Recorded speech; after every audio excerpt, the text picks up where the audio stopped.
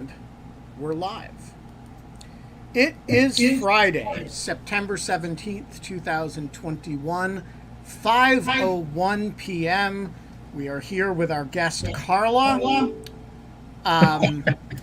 Carla has written a new book, and we're going to talk about the book. We're not allowed to have fun anymore.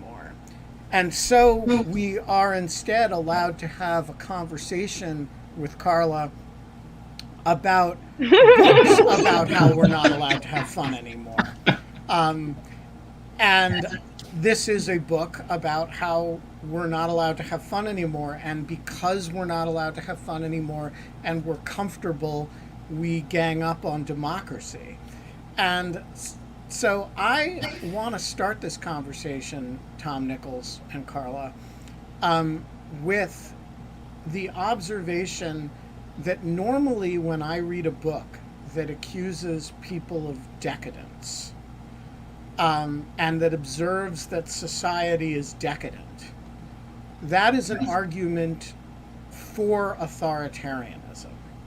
You know, I'm thinking of Yukio Mishima or the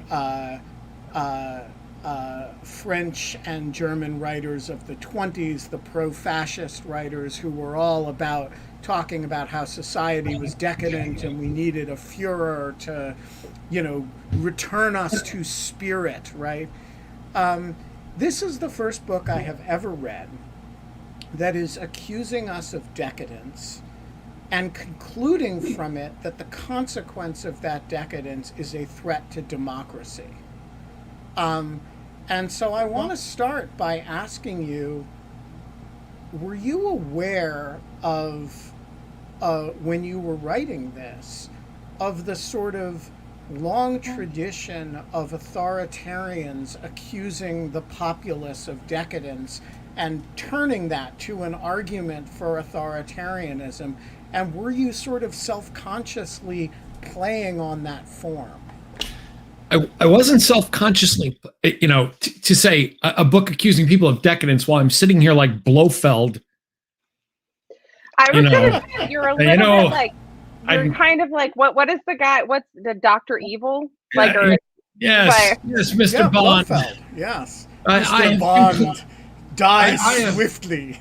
I have concluded, Mr. Bond, that decadence, democratic society cannot survive decadence. And so has Mr. Bigglesworth here. I didn't self-conscious. All right, I'm going to put you down. Is that all right? We have to get Mike Pesca's naked cat to Tom Nichols somehow.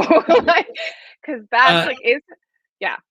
I didn't consciously play on that, but I was very blocked in the book when I was writing it that I was making this argument. I know. You're going to let you go on. There you go. I was very conscious in the book that I was making an argument about decadence, and I was uncomfortable making it because it's not really comfortable to turn to your fellow citizens and say, you're the problem. It's, I didn't, let me just get this pushed away. There we go. I wasn't really comfortable with turning to people and saying, I am so virtuous that I can just tell all of you that you are living bad lives or something. And so I was conflicted about it. And I didn't want to make the argument I'm covered in fur.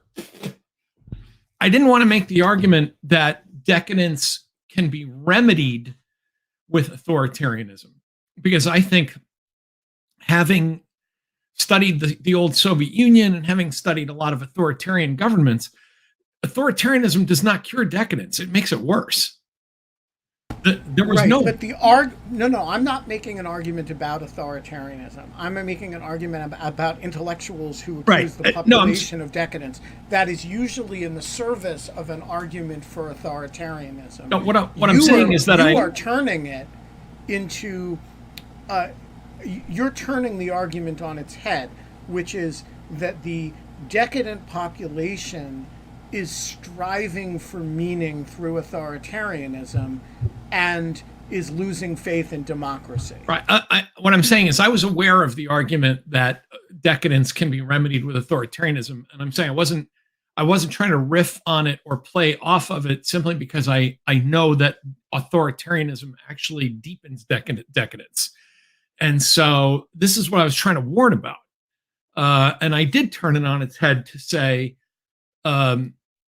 it's authoritarianism is the outcome of decadence rather than the remedy for decadence. And I didn't use the word decadence that often because I guess having studied the old Soviet Union, again, that was you're a little embarrassed by it. Yeah, and also because it's got such a kind of a Soviet ring to it, you decadent Western, filthy capitalist, bourgeois, decadent, yada yada, and I guess and also because in a way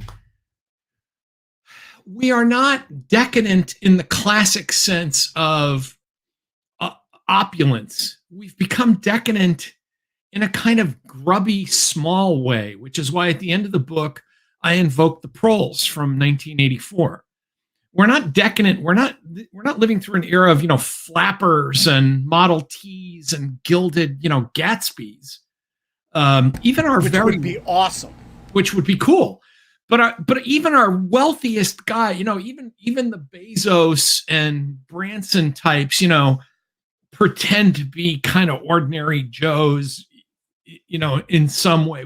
It's almost like we're the decadence that I'm talking about is the kind of grubby, sort of small, petty, corrupt, self-centered, narcissistic decadence that comes from the middle and the working class rather than the super rich. Again, like it's not like the Rockefellers and the Pullmans of their era, being ridden around in sedan chairs.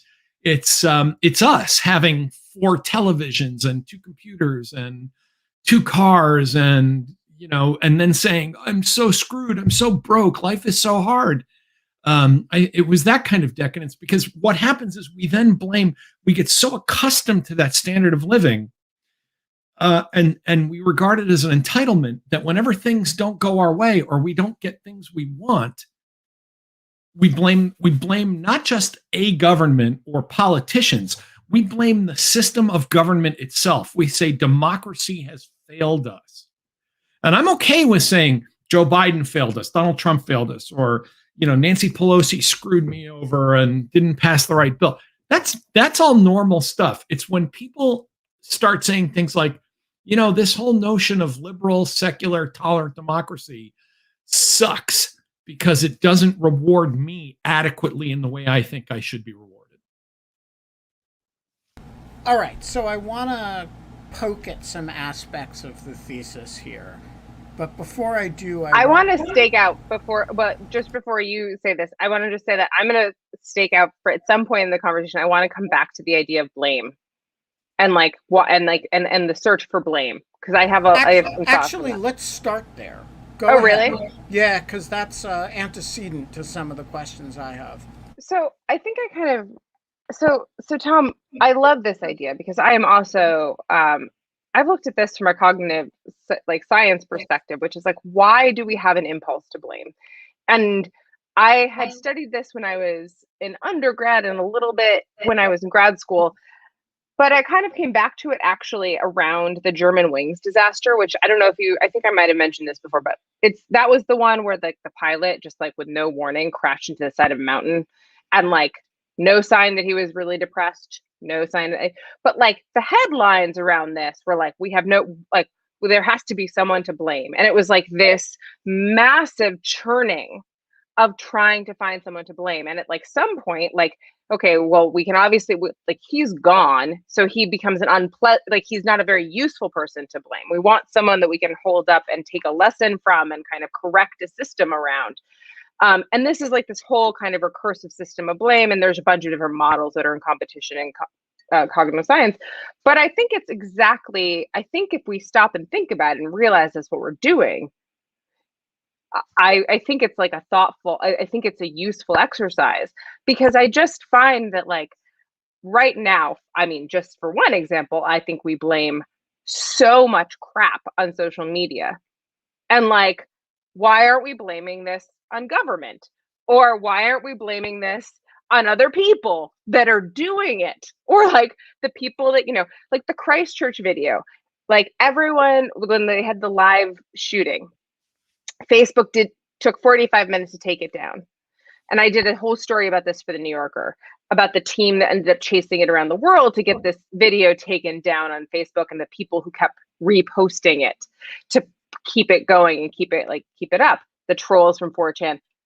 And like one of the people I interviewed was like, do you know how many people viewed that video before we had the first flag on the video of it being like graphically violent material? It was like 14,000 people looked at that video before anyone even flagged it as being offensive. Like, why are all those 14,000 people not to blame?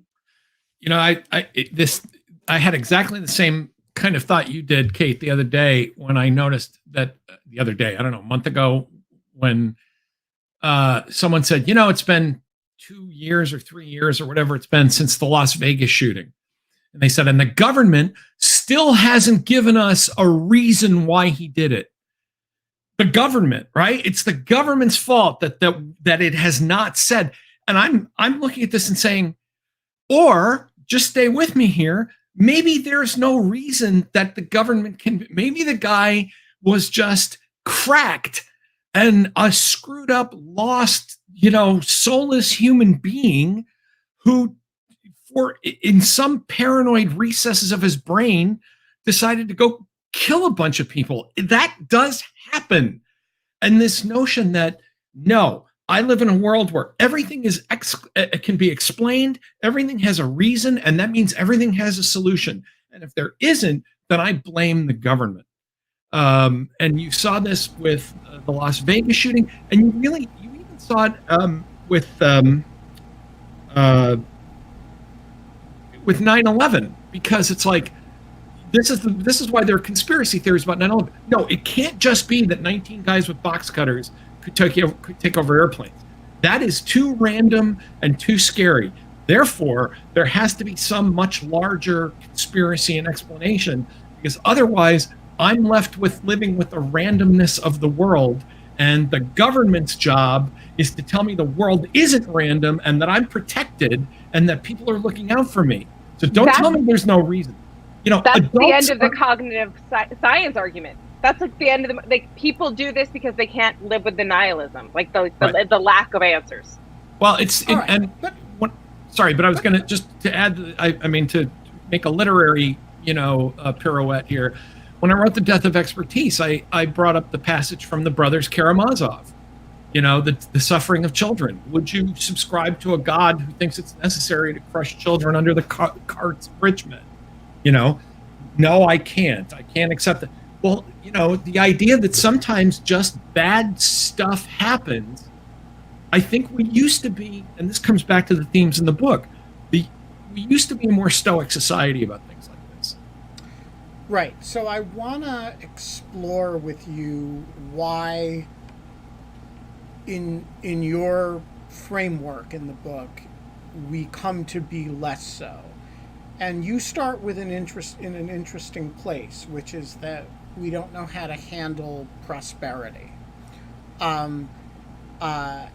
You start with the idea that, hey, we're unable to face the fact that things are pretty good. So we tell ourselves all kinds of narratives that deny how good the environment is, not the environmentalism environment, but the environment in which we live. So explain for us the need to deny that we're living in a very good time and that things are actually much better than they used to be, including recently, including in the ages we look back to. Okay, so there's several pieces of this, and in the book I talk about the problem of nostalgia, and I'm actually not the only one that talks about this. Anne Applebaum in Twilight of Democracy talks about it. That's where I borrowed the idea of restorative nostalgia, which is Svetlana Boym's idea that nostalgia is not just about an imagined past, but it's an imagined past that's been taken away from you by people you can then scapegoat for it.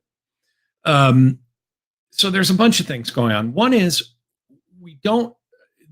psychologically, and Kate probably knows better than I do. I mean, psychologically, people don't like to say that they're living in decent times because they don't want to jinx it. They feel like it's just bad luck to say, times aren't so bad. My dad used to talk about this with the Greek immigrants that had made it rich in America. He said, no matter what he was talking about one guy he knew made pizzas, and he said, the guy's a millionaire. And he says, no matter when you ask him, if you say, so how was business this year? He'd say,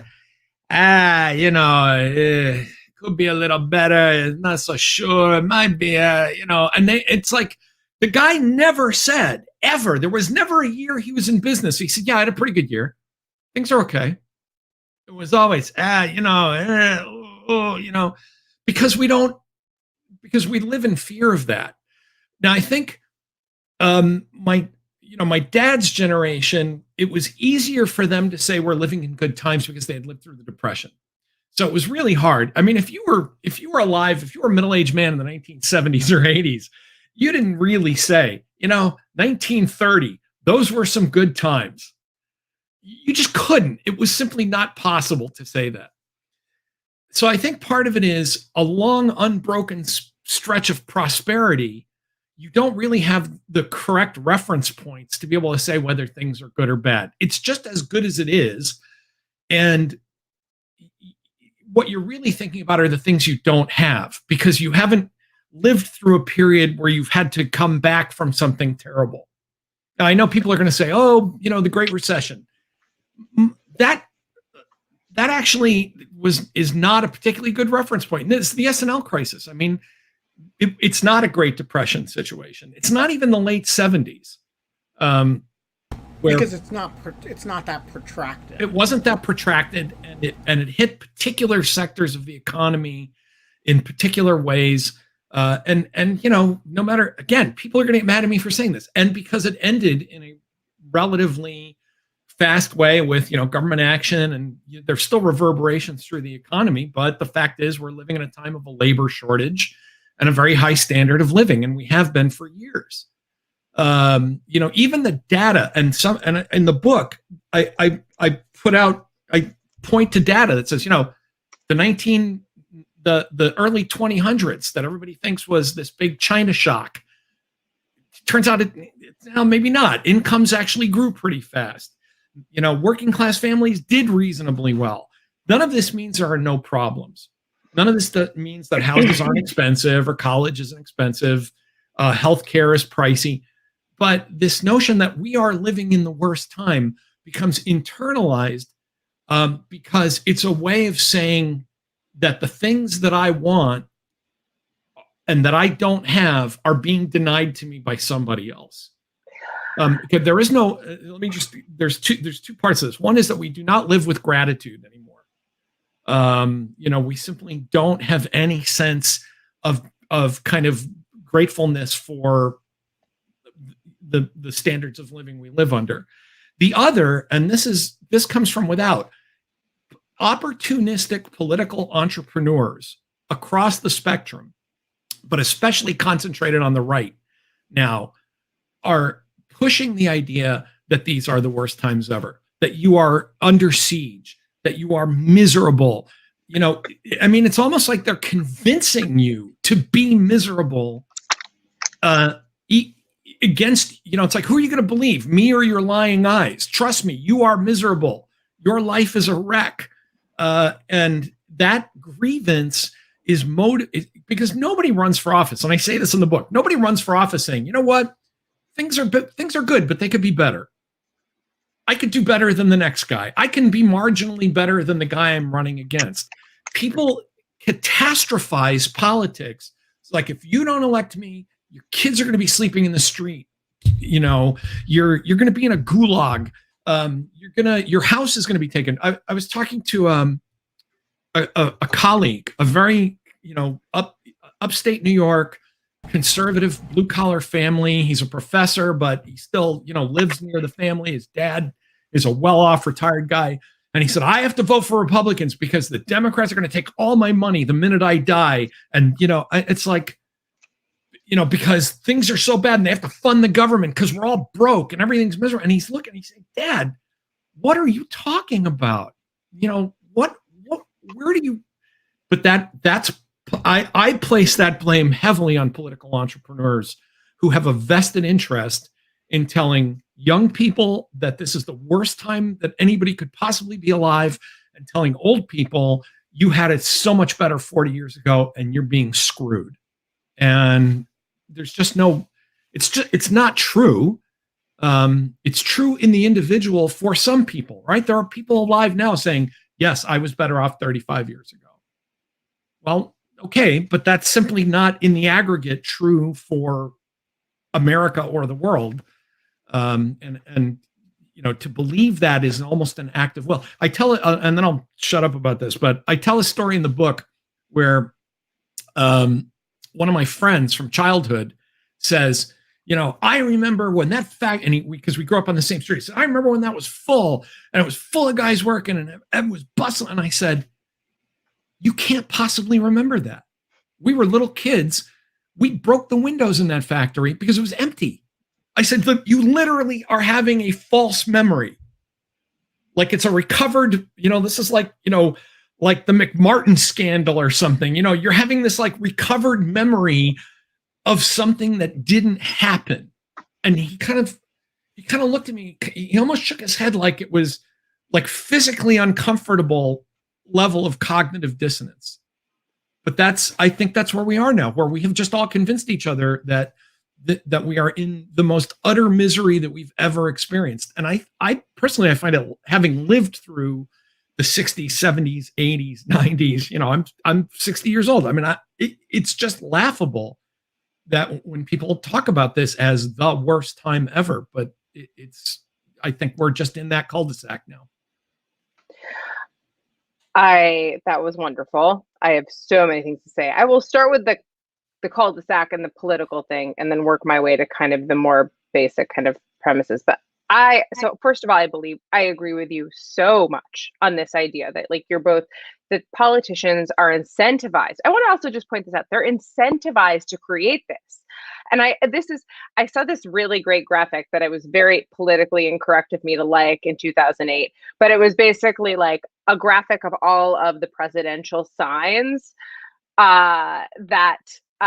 and they all were like change, like different words for change. And they're all, because that's what they run on. They run on change, right? If you're running against an incumbent, you're running on change.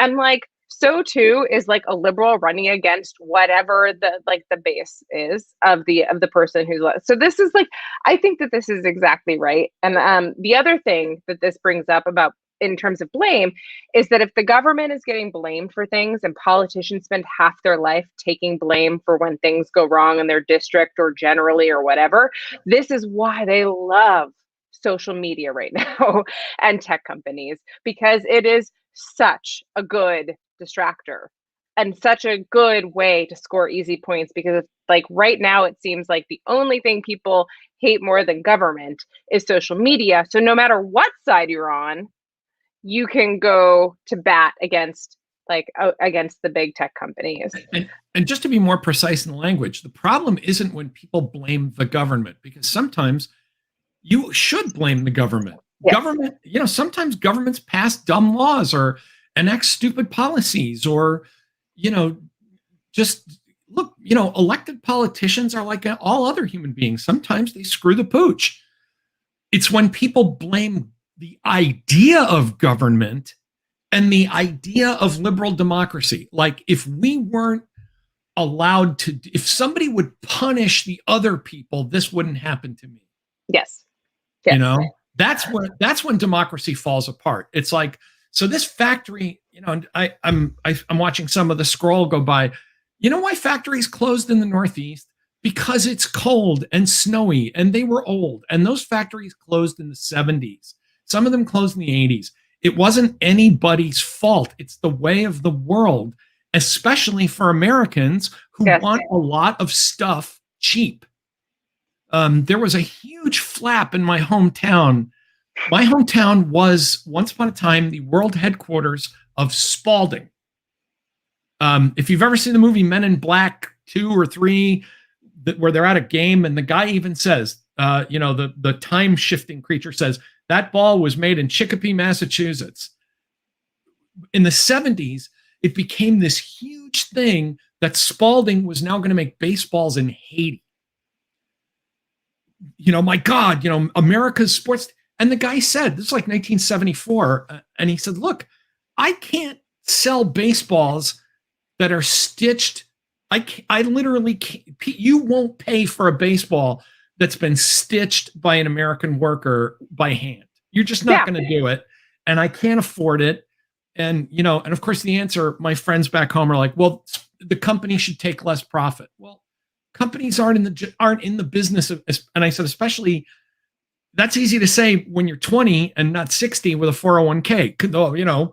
All of a sudden the retirees are like, no. The bottom line is people don't want to pay a lot of money for a baseball stitched by an American worker who needs, a healthcare plan to do it. So baseball's moved offshore, like TVs and a lot of other things. In the book, I point out, we have never come to grips with ourselves as a society that has avidly chosen consumerism. All right, so I want to propose a different explanation for the rise of contented armchair right-wing anti-democratic people, which may appeal to your Sovietologist roots. So we have a latent... Go ahead, we're listening. Yeah, we have a latent racism that the NSA is listening. More latent than other times. And the Cold War actually acted as something of a suppressant to it. Mm-hmm. Because, boy, if you hated the commies enough, you didn't want a whole lot of internal division to get in the way of that. And so, you were willing to, from, quite conservative to quite liberal, there was a kind of consensus on a certain kind of tolerance that allowed certain progress to happen. Soviet Union falls apart, and it turns out for the right, it is really, really important to have an enemy. And so conveniently, after working with Bill Clinton as the enemy, Bill and Hillary Clinton served that function in much of the 90s, overseas Islamists become, for a time, a very useful target in that regard. But eventually, it migrates back to its, kind of what is deepest in the American soul in this regard, which is kind of good old-fashioned bigotry. And the longer you give it, the more it tends to migrate to that. So within 15, 20 years of the fall of the Soviet Union, you have a lot of armchair white people who are worried about their race status and giving political voice to race status issues. And that is really a big part of the story of the rise of anti-democratic, which is the same old story. It's the same constituency that had anxieties that give rise to, the Tulsa race riot, actually, right? It's It's people afraid of people afraid of racial equity, and that has a lot more to do with the story than the than the book acknowledges. I'm curious for your thought. We don't have the we're not allowed to have the Soviet Union anymore, but we can still have good old-fashioned racism. I start from the same place you do, and I diverge a bit in part because if this were just a story about America, that's a really strong explanation. It does not explain Italy, India, Poland, the UK, Brazil, Hungary, and it's all happening at the same time. So the idea that it's like the illiberal middle class is just this kind of racially anxious, which it is in the United States. I mean, I think that everything you said, the illiberal middle class in the United States is basically a bunch of middle-aged, well-off white guys. That is like the demo for the kind of illiberal movement in the United States. That and younger men, and it's overwhelmingly men, but that and younger men who feel like the world has simply not paid them enough respect, because we live in this kind of fucked up respect culture now that is all about unearned esteem. And I talked about this in The Death of Expertise, and I think it's an emanation of this narcissistic society that we've developed, that we're all about esteem, but not about actually earning it. Where I think I diverge from you is, you're right that the civil rights coalition in the United States is in part kept together because we don't want to look bad in front of the Soviets. We're saying, hey, democracy, freedom, and when the Soviets say, a u vas negrov lynchuyut, this standard Soviet expression, and you lynch Negroes, and we kind of go, yeah, okay, well, we got to stop doing that if we want to win the Cold War, because that looks bad, and it is bad. When the Cold War goes away, I think something even worse happens, which is that we lose any sense of seriousness about politics. The Cold War, for both the right and the left, put kind of guardrails on. I mean, it's even more than just not, that great Star Trek line, Captain, not in front of the Klingons, But there was also these guardrails that said, look, you cannot have utterly unserious politicians involved in this because, global apocalypse is at stake here. There is an alternative model of organization. You guys you're giving me you're going to give me a seizure here. Someday Crowdcast will fix this. That you can't. It's the worst. It's so you can't bring somebody on screen without them flashing up on screen. So that goes away, and suddenly it's like, why not Bernie Sanders? Why not Donald Trump? Why not Marianne Williamson? Why not any of these, goofy candidates? And this stuff. Why not Ross Perot? Right? I mean, people that would not have gotten traction until the 1990s. When you could say, yeah, what's the worst that could happen? We're the most powerful country in the world. Everything's, it's not the idea that you would have to say, can you envision Ross Perot on the phone with Brezhnev goes away, which was a big guardrail in the way we dealt with politics for 50 years. That aside, I think you're right that democracies, I think, tend to need an awareness of the existence of what an undemocratic world looks like. And the Soviets constantly gave us that. Even China now, I always say this, if you ask young people, China, oh yeah, didn't Batman jump off one of those cool glass towers in Shanghai? I saw that in a movie. There's nothing scary about the notion of China or, North Korea, we play it for laughs. Iran is far away and we don't understand it. We don't have an alternative model that reminds us that democracy is an act of will, that democracy is not self-sustaining, and that the inertia, or that the steady state in a dangerous It's world. not a given. Is that right? It's not a given that we kind of, that we're an unstable thing that can decay into authoritarianism if we're not constantly nurturing this. I feel like I'm doing Chance the Gardener. Gardens don't grow by themselves. The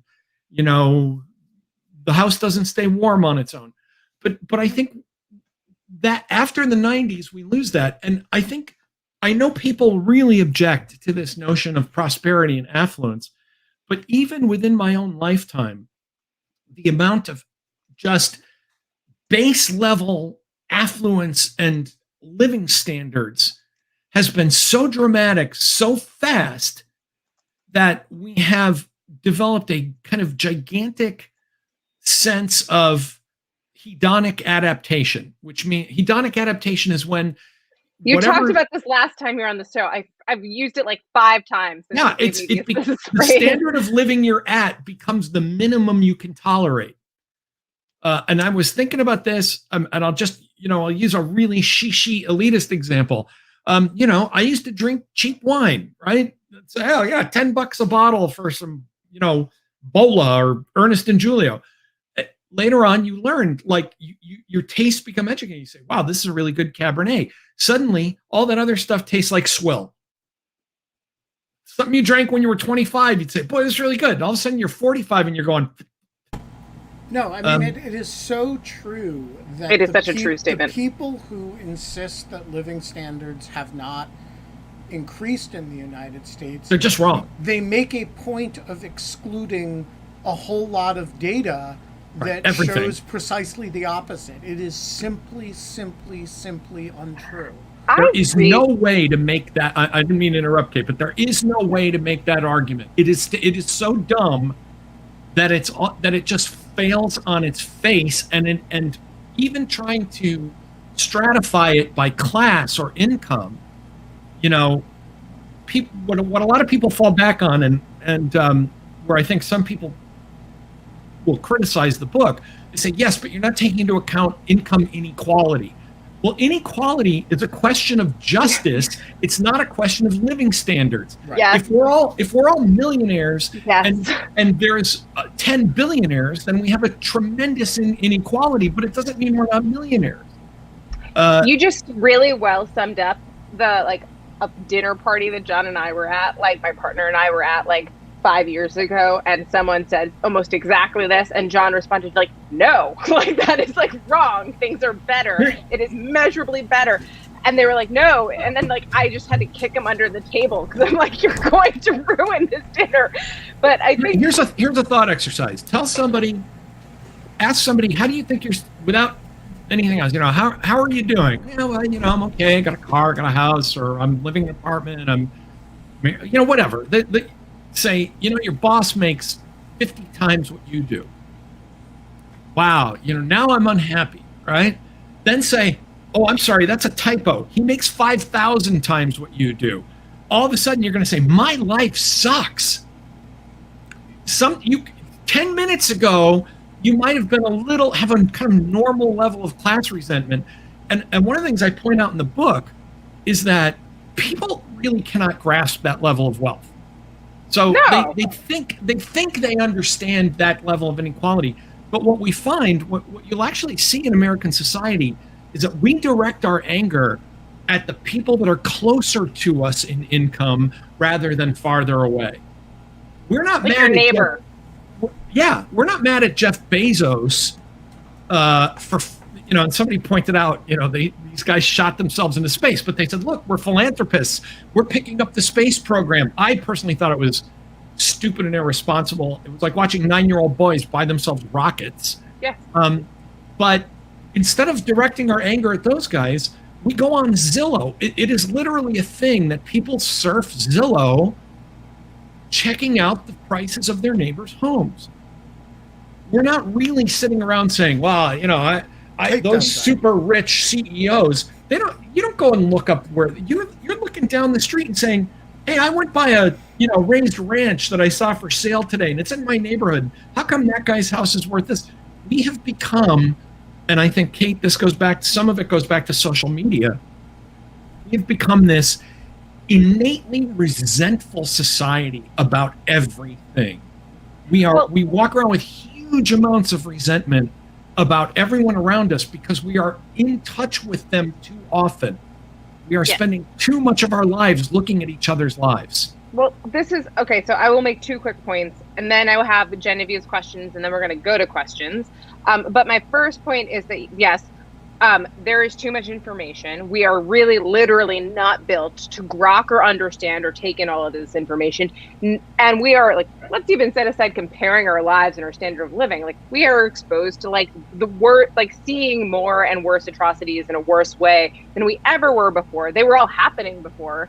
We just weren't seeing them and kind of free, and we can do just about as little about any of those in like the day to day. And so we have this profound, to get back to the blame idea, we have a profound sense of like absolute, like a poverty of power. We have no ability to go off and like change how this thing is happening, or these like how to like more effectively evacuate the Afghani nationals that are trapped there.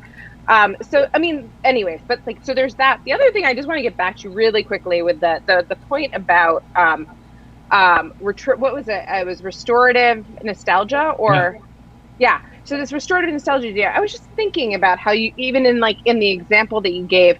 So one of the things that I actually think is just true and like at an individual level and then collectively as a society is like, you go through life and you have like, again, you are just exposed to more and more and more pain and suffering as you go through life, and more difficulty. You are cared for and have like almost very little liberty, and you gain more liberty, and then you kind of have problems and issues and expectations on you, and your parents die and bad things happen and you see more of it.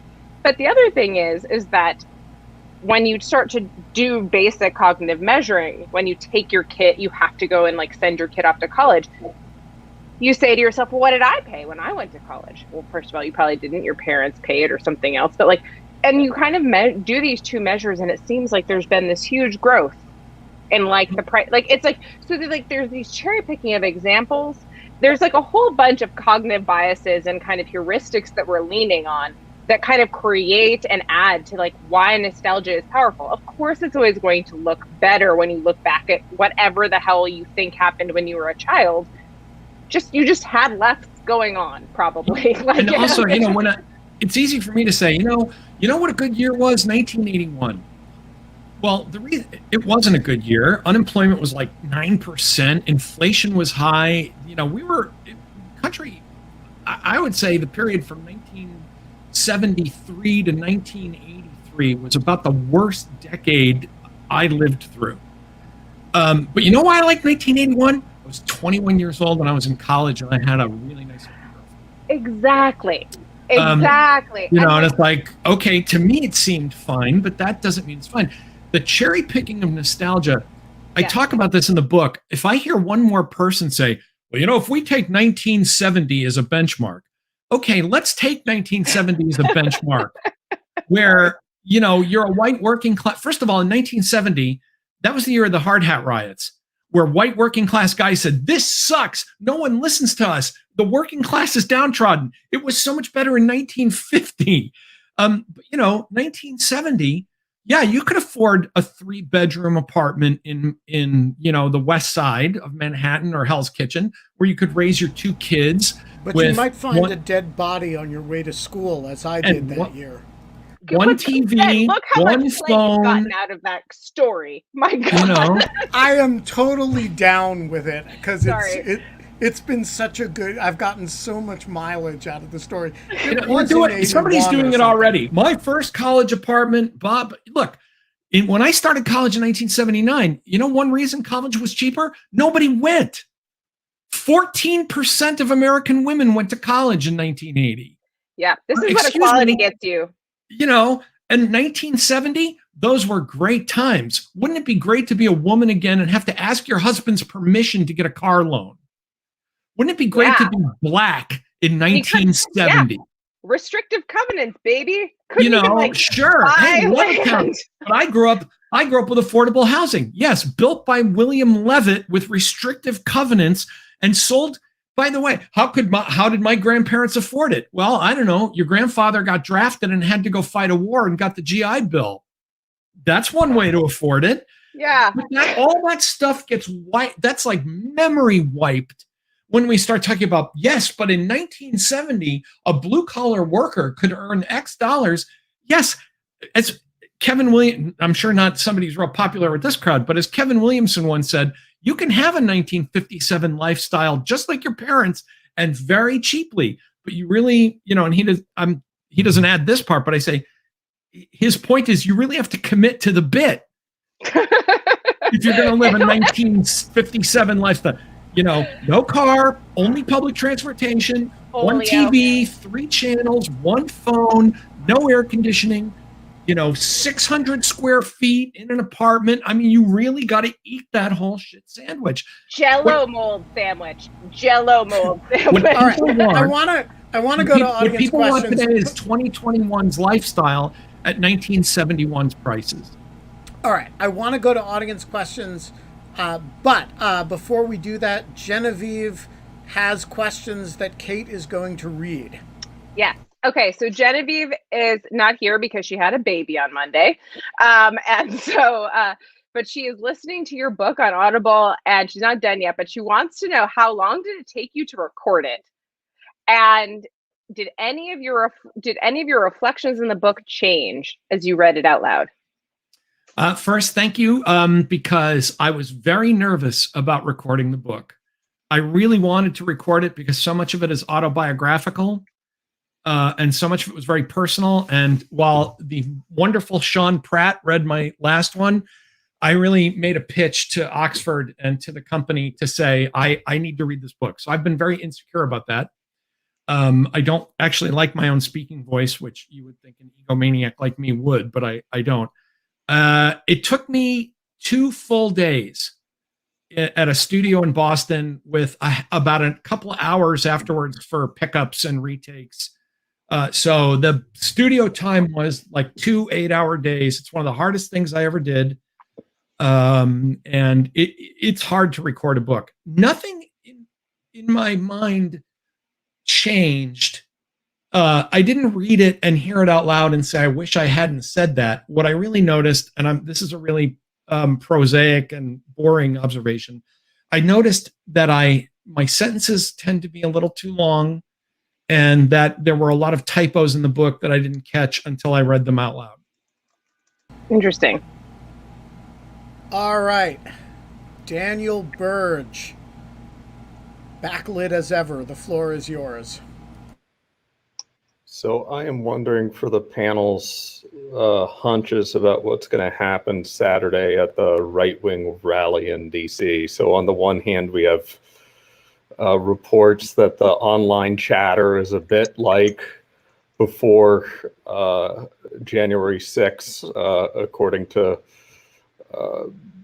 the FBI. But on the other hand, this is being organized by a group that doesn't get great turnout usually. So I'm wondering where everyone stands on it. I'm taking a wild guess and saying that it's a fizzle. That a bunch of people being in jail right now, and I hate to ever predict something because by saying this, it guarantees that there will be a giant riot tomorrow. Yeah, that's what Ben said last time about the January 6th riot. I have this kind of... I didn't know. I said they're going to try to storm the Capitol, but if they do, the Capitol Police will be very well prepared. Sorry. I had the protesters exactly right. I had law enforcement totally wrong. Yeah, fair enough. But there's a part of me that just thinks that a lot of these guys, for all the big talk about we're going to go rally, I mean, the fact that members of Congress are chickening out, like Matt Gaetz, I had a family commitment. I just wonder if a lot of these people are saying, yeah, I totally support this, but I'm not fucking going to jail like those people did the last time. So I have, maybe it's just that the wish is, that I'm just hoping. But there's a part of me that wonders if after all this big talk, because now there is a show. Now the cops are ready. The National Guard is on the scene. If these people want to get arrested and do time, the government will more than happily accommodate them. And I'm just curious about how many of them really are going to show up and say, yes, I'm willing to go to jail for this. And I don't think it's going to be as much. On the other hand, you could get it both ways, right? You don't get a lot of show up turnout from the people that are kind of the rank and file, but there may be some very dedicated people who are going to plant bombs. I mean, I think we're due for I suspect that no matter what happens, there is going to be another Timothy McVeigh event somewhere because of Trump, basically. What do you think, Kate? I have no idea. All I know is that just as an interesting side note in terms of blame, Airbnb, whenever something like this starts happening, they don't really talk about it. They do background searches on all of the people in the area who have rented homes in like the area to like come in for the event, and then they cancel them and they pay the host and they pay the people back and they dehome them because they don't want the blame of it being part of the news story that like so and so that set a pipe bomb at like the such and such event rented an Airbnb with a group of 8 other like neo-Nazis, and Airbnb did nothing about it. So anyway, I will just say I think Tom's analysis is very likely right. yeah, It is actually hard to turn out a lot of people to Washington. It takes a lot of organization. Groups that have limited history of doing it should not be presumed to be capable of doing it in large numbers on first attempt. Law enforcement is, look, I said this last time, so take this with a grain of salt, unlikely to be caught flat-footed a second time. And not this time. And I do think this is the sort of thing that is also the number of people who are deeply sympathetic to the 1/6 indictees is smaller than the number of people who were deeply sympathetic to the idea that the election was stolen. And so I think the universe of people to draw on is relatively small. And the one caveat I will give is that right. people, I do also agree that it tends to concentrate the hardest of the hardcore who are most likely to be violent. That's my point. That the people who are going to show up are going to be crackpots, and they'll probably target stuff that's away from the Capitol because they know the Capitol is being watched, and other but they'll I wouldn't want to be on the Metro. So, and if you live in this area and you want to do a good deed, keep an eye on the black church in your neighborhood because, as I said in December and January, often when these people come to town and they can't do the thing that they wanted to do, they then turn to targets of opportunity, which are often, obviously gay or trans people in the street, and buildings associated with generally black churches. But I'm gonna say one other thing that I know sometimes riles people up, but I don't mean to. But the worst thing that anybody could do is organize a counter protest. Oh yes, ignore them. Right. Ignore them. Stay away from them. Make them seem small and petty and stupid. Don't give them attention. Don't give them attention. Don't give them a target. Let them march around in circles until they get tired and go home. Eric Berg, your camera isn't working for reasons I can't determine, but your mic is on, and the floor is yours. Oh, now your camera's working. There we go. So, especially coming from a state that just went to crisis care standards, yeah. What do you think's the perceived end of this game, of this kind of decadent decay of democracy? Of the idea that people seem to be fine with the elements of democracy working so poorly that basic services are starting to break down. I know some people don't care, but for those like in the GOP who know better, who seem to be okay with it, I just don't understand where they think this all ends up. I've said many times, if you're Elise Stefanik, where it ends up is that you get to stay in Washington. That's it. I mean, I think, every time I hear Elise Stefanik talk, I hear her saying, I'm not going back to upstate New York. Hey. Well, but, I think Elise I'm not Stefanik is going saying, back to upstate New York. Elise Stefanik is saying, I didn't go to Harvard so that I could be on the town council in Clarksburg. That's not, Josh Hawley. I didn't go to Stanford and Yale so that I could hang out a shingle in Sedalia, Missouri. That's not why I went. I am slated for greater things. And if I have to rile up a bunch of dangerous rubes so that I keep going back to Washington, that's okay. It's not going to affect me. I live in the Emerald City. So what if Idaho? Eric, I guess you're in Idaho, right? I mean, so what if Idaho is, melting down and people are dying in the hallways of hospitals? I don't live in Idaho. I live in Washington, and I'm a member of Congress. That's where I think it goes. I think it is that shallow and opportunistic. And this is always my place where I point out that I'm really glad that I wrote a whole article that boiled down to calling J.D. Vance nasty. All right. Mike Godwin, the floor is yours. We have 3 more questions. We have 4 more minutes. So I'm going to ask for quick questions and quick answers. Right? You're muted. Oh, sorry. Can you hear me now? Yep. All right, great. So the quick question is it the critique of democracy that just the democracies always suck because people are, pursuing self-fulfillment? This is Plato's argument. Over time, democracies decay because people are pursuing their own interests. There's no unity. There's no common purpose. And is there? So the question is really, do we bring back some kind of communitarianism? What do we do with institutions so that they survive when the worst elected officials are in charge? So that's actually 2 questions, and I'll stop there. I'm not making the argument that democracies inherently suck and then go down the tubes because people are pursuing their self-interest.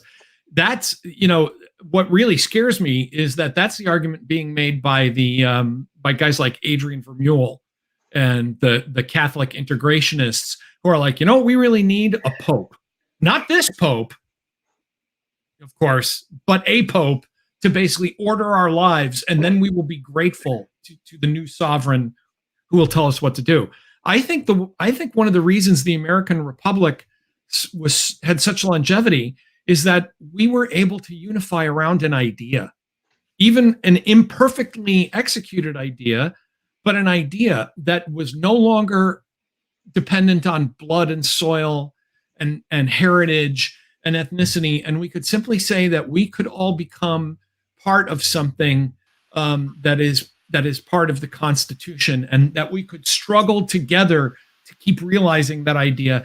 And I think what's happened is we've decided that we as a society, all of us from top to bottom, have decided that our own good is more important than anything else, and for a variety of reasons. But I think someone cleverly noted that what I'm really doing is critiquing capitalism, and I am. Yeah. This is, it's an awkward place for an old school conservative to be, but this is partly what happens when we commodify and consumerize everything. And we made that choice. I mean, we have to stop blaming the government and corporations and we can stop. We're like a society of people that are yelling, stop giving us what we want. Stop. Someone should sell that. Stop listening to us, and I think that's just, and we have it within us to do that, but we have to be self-conscious about it. And that's partly why I wrote the book, to try to make people more self-conscious about this. The last time I saw Adrian Vermeule, I made the mistake of casually calling him a conservative. He scowled at me and said, I'm not a conservative, I'm an authoritarian. Lisa, you get the last question today. Apologies to Zunyi, whom I have tried and failed to bring on the screen. We'll figure out what happened, what went wrong, and do it a different time. Lisa, the floor is yours. That's too bad, because Zunyi's question was great. Anyway, yeah, maybe my I'll question, read it to close out. That would be great, because I really liked it. Anyway, my question is, why isn't the 80s thing about there is no society, government is the problem, Ronald Reagan coming and saying that, the government has come to help you and that's what the problem is. Why isn't that at the root of what you're complaining about? Because I, as sort of like your leftist, from Silver Spring or whatever, I'm like, I've never felt the way you're talking about. And so a lot of us are wondering, who is this we you're talking about? And are the Republicans or former Republicans willing to repudiate that perspective, understanding that it sort of went wrong? I hope you don't mind if I sigh heavily and say, yes, I know it was all Ronald Reagan. Everything was good before Reagan and Reagan. The actor? Sorry. Part of the problem here, and I think the ahistoricity of this argument is that when Reagan said government was the problem, in a 21st century context, that sounds really nihilistic. It sounded really sensible if you had lived through the 1970s. This is the problem. Reagan did not run as the, to be the emperor of the, or the chairman of the Green Lantern Corps in some other universe. It was a direct response to what a lot of people, both on the right and the left, perceived as the serial failures of large government initiatives throughout the late. My mom was a Democrat who worked in a Great Society program that radicalized her by 1980. My mother, we had a picture of, I say this in the book, we had a picture of Jack Kennedy in the dining room till the day I sold that house in 2012. But working in that program literally radicalized my mom to say, this is bad. We are creating the problem that we think we're solving. And many Americans felt that way. So always going back to this touchstone of, because remember, what Reagan didn't say, like, all government is the problem and therefore we should be nihilists. Reagan thought that the government could do a lot of great things, like national defense, for example. So this argument drives me crazy because the consumerist, perpetual, and Lisa, I'm gonna throw some of this on the left. The consumerization of a perpetual youth culture begins on the left in the late 60s and the early 70s. And if we had let the youth have it, we'd still be drinking New Coke. Okay, Tom? So New Coke. God, I remember. Wow, what a callback. But this notion that somehow we were this totally virtuous society until Ronald Reagan came in with the flappers and the Gatsbys. I'm sorry, that no one who lived through the 1970s, which was an incredibly, I think in the book I call it oily decadence of the 1970s. The 1970s were hideous, and they were the kind of the karmic fallout of this explosion in the late 60s, and the notion that we are now perpetually organized around being a youth culture. And as a child of the 1970s, I would just like to say in defense of that decade, absolutely nothing. I'm sorry, but it was a terrible decade. I was watching Saturday Night Fever, which of course is based on a lie in an article that turned out to be false. But just the environmental kind of the mise en scène, can I say that? The kind of whole picture of the 70s. I was watching it with my teenage daughter, and she just kind of looked at me and she's like, "Did this happen? Did the world look this way?" And I was like, "This is the good version." Yeah. This is the nice version. You cannot understand what happens in 1980 unless you understand everything that happens in the 15 years before it. And to simply say, well, it was all fine until that is simply not true. People then. I would just like to say in defense, you Americans were decadent from the beginning. I would just like to say there's only two things that I think are wonderful about the 1970s. One is it gave the world Sesame Street and Steely Dan. And there's some good music from the 70s. number two, it is the early 70s are actually the golden age of movies. And I'd buy that. you know, the creation of the R rating in 1969 allowed a flourishing of film. Other than that, the entire decade should just go away. Well, but you know, as a more serious issue of politics, I mean, the people who you know, like me, who were 20 years old and in their first presidential election, I mean, there was really a sense that the country was in complete freefall. And not just, I mean, again, we always think of this in terms of Ronald Reagan and tax cuts and government is a problem. I'm sorry, there was a Cold War going on and we were losing it.